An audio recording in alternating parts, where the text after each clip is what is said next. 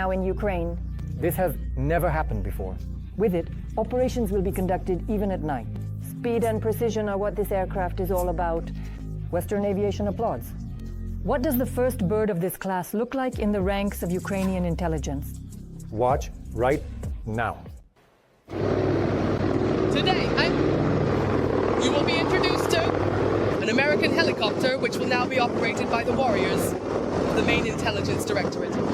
The Sikorsky S-76 Alpha medical helicopter is intended for humanitarian missions and medical evacuation. The aircraft will enhance the fleet of medical aviation. This helicopter was transferred to Ukraine from its fleet by the Canadian company Helijet International, in partnership with Canadian and Ukrainian organizations. This is a very cool story. When the Sikorsky helicopter returns to the city of Igor Sikorsky to help with our victory. Previously, the helicopter transported patients in British Columbia. Now it will be delivering our wounded soldiers to the hospital. It will also be rescuing our personnel, members of the Special Operations Forces.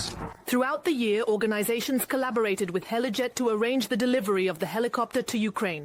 We are very proud to be part of the campaign to collect for this Sikorsky S-76 helicopter, for your country. We are grateful for this experience. This is a helicopter that will serve in the medical evacuation of civilians and military personnel. And to make this happen, we launched a massive crowdfunding campaign. It was the biggest Christmas gift from the Ukrainian diaspora to the people of Ukraine. On board this helicopter, operations can be conducted and tasks can be performed, both day and night. All the medical equipment is there, including defibrillators, artificial lung ventilation, and a complete set for doctors to work during medevac. The most distinctive feature is the oxygen equipment. The crew consists of a pilot, a captain, and 4 doctors. We can transfer 2 ambuloid or 3 lightly wounded people if they do not require a special place to be either in a cocoon or lying on stretchers. In combat conditions, such helicopters are extremely necessary. In 2022, during Operation Snake Island, we faced the situation where we had many wounded. There were many wounded during the assault. Unfortunately, there was no such component in the troops as a specialized medevac unit. So the main intelligence directorate decided to create one. They took as an example the PJ unit in the American Army, where experienced special forces are also medics. And they want to transfer this experience to the armed forces of Ukraine. I hope that this aircraft will help us advance aeromedical evacuation at night, which might even be safer. During the full-scale invasion, the warriors of the unit saved hundreds of people. This greatly motivates the fighters. If he knows that our helicopter is nearby, we fly day and night in bad weather conditions. We will extract them. We will save them. The helicopter will be inspected by the main intelligence directorate, and the S-76 will be sent to the combat zone to save as many lives as possible. Marina Smolha, Alexander Koretsky, We Are Ukraine, Marathon, United. Every voice matters. Join our community, support independent journalism and help us bring you the truth from Ukraine. Become a member of Ukraine today. Join us now. News. Bakhmut has become a ghost town. The armed forces of Ukraine continue to steadfastly hold the defense. The Russians are mourning their massive losses. Ukrainian drone operators have shown what the situation is like there now. Significant destruction, and in some places, streets with houses are completely destroyed. These images have spread across the network. Don't miss them either.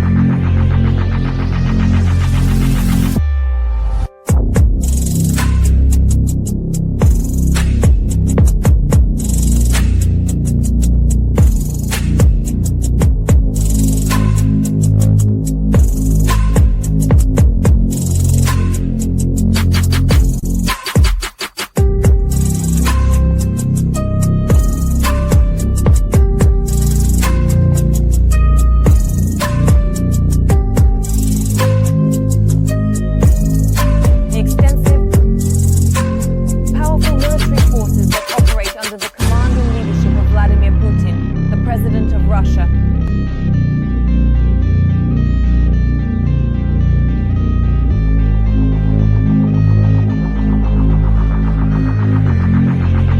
Has once again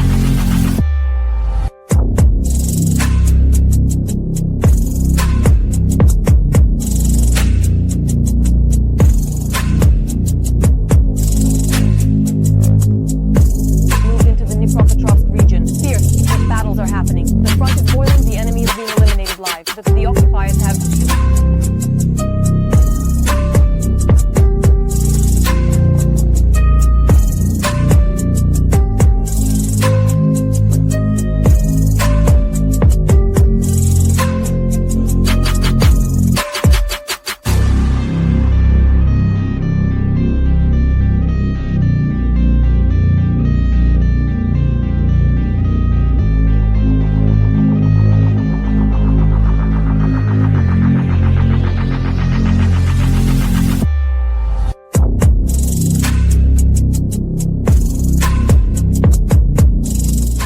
No, the army has once again moved into the Dnipropetrovsk region. Right now, fierce battles are ongoing.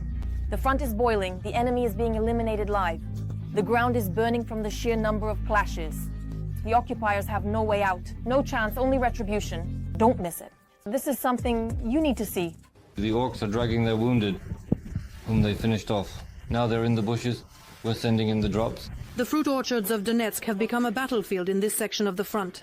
A group of 7 is moving towards our positions. Now they're being flown at... 7 is quite a number, the fighters say. The goal of these enemy soldiers is to reach our infantry positions by any means, even if it's just one of the assault troops. I tell you, they accumulate, and then make a dash. They accumulate and immediately try to break through on all sides. They advance stubbornly, the soldiers say. Even when wounded, they try to advance. It seems like there's no way back for them, our fighters say. The pilot operator shows proof of this. At night, when they repelled a similar assault, one of the wounded occupiers didn't even try to call for evacuation. He chose a different path. You can see him lying there, turning over his rifle now. Before this, 3 drops were made on him. It got to him, and he decided to shoot himself. Perhaps it's an easier death than from a drop. Probably not as painful for him, and no one rescues them. And they abandon all their wounded, not taking a single one. Along the same forest strip, a new group of assault troops is advancing in the morning. Our reconnaissance drones constantly keep them in sight. There should be even more of such drones in the unit. You can donate to the collection for the fighters using this QR code. Meanwhile, the pilots are equipping the strike FPVs. The enemy is still a few kilometers away from our trenches, so there is time to lure the Russians into the so-called kill zone. And here is the result of another hit on a Russian soldier. This was just executed live, it caught fire. He was the very first one going, and 2 others were higher up. The accomplices of this Russian are somewhere nearby, but they don't even try to help him. They just leave him among the trees and simply move on. This is what is called a meat assault by the occupiers, say our military. If one assault group doesn't reach our trenches, they immediately send a new one. And so it goes on endlessly, because the lifespan of a Russian in such an assault is just a few hours. One of them is 200, one is 300. The rest we are now searching for in the bushes. Well, it's a matter of half an hour to an hour before we eliminate them, or a few hours. The lifespan. Their task is to reach the borders of Dnipropetrovsk region, and although there are only a few kilometers left to the regional borders, the Russians cannot overcome them. According to our information, their task was to reach the borders of the Dnipropetrovsk region by the end of March, meaning to take some strategic supply chain, which is absent. Here, I think the main task is primarily to enter the Dnipropetrovsk region for the first time since the beginning of the war. In one of the clearings, which is 800 meters long, we counted over 100 ton enemy bodies. But the enemy continues to move through this clearing. Here's another strike on the enemy soldiers. The group of Russians is almost defeated. The soldiers of the 72nd Brigade, named after the Black Zaporozhians, did not allow them to reach our infantry. This brigade has recently reinforced the direction. This is already the 3rd enemy standing against us. Our battalion alone inflicted over 400 losses, units of enemy personnel losses, and more than 10 tanks, over 30 units of armored and lightly armored vehicles. About 2 battalions, it previously tried to move exclusively with manpower. He engaged equipment, and for the first time in about the last month, the enemy used more than 10 units of tanks and armored vehicles, which had not been observed in this direction for several months. But in the village behind these Russians, our drones are detecting new occupiers. The drones can't reach there, but the artillery can. There are only a few minutes left until the command fire, but our soldiers cancel it. The drone pilot sees two women walking among the ruins on the street. We don't do anything to them.